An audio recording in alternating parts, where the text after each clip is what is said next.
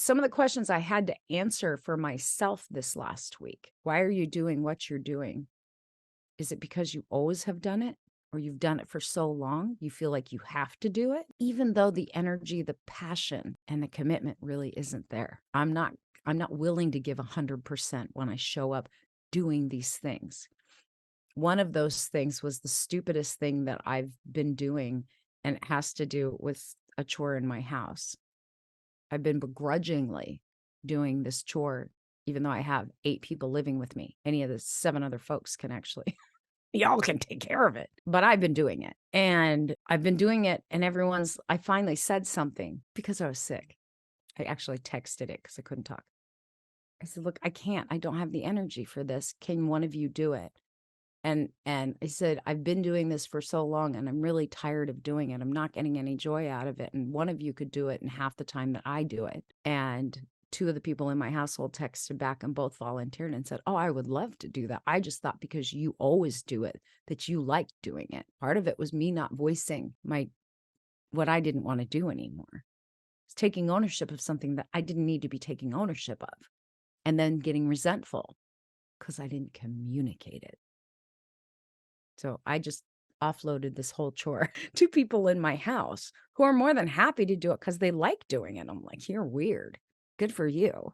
And thank you. But it's that thing where we do things on autopilot and we've always done it and we think everybody expects it only because you haven't put it down, only because you haven't communicated. Maybe you're doing it at work. Maybe you're doing it in your marriage. Maybe you're doing it just in your day to day. Could it be that you're doing, extra chores for your kids you don't need to be doing because you've done it for so long, you just think they expect it? No, you are overwhelmed. Hand it off. Stop doing it and communicate that you're no longer going to be doing it and you need volunteers. For those of you who keep feeling frustrated and you're scared and you're stuck in this fear, you recognize that you are stuck because you're still living in the old story and still telling yourself the old story and still believing that that's still you. You're not telling the story of, hi, I am all powerful. Everything that happens to me happens for the good, and it is always good. Hi, as I say it, so is it, period, end of story. And holy cow, am I a powerhouse? Hi, I used to be shy, but now I am so energized and outgoing because I don't care what anyone thinks. I more care, do they feel heard and seen when I show up and have a conversation with them? Not thinking about myself anymore.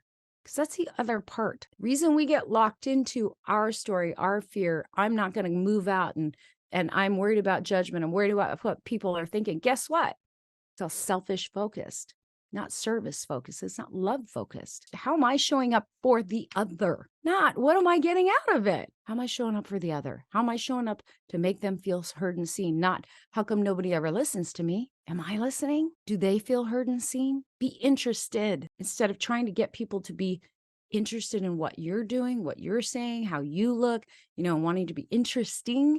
Be interested in other people. The energy exchange and the momentum that's created, that reciprocity that's created, you're putting out love. What do you think's coming back?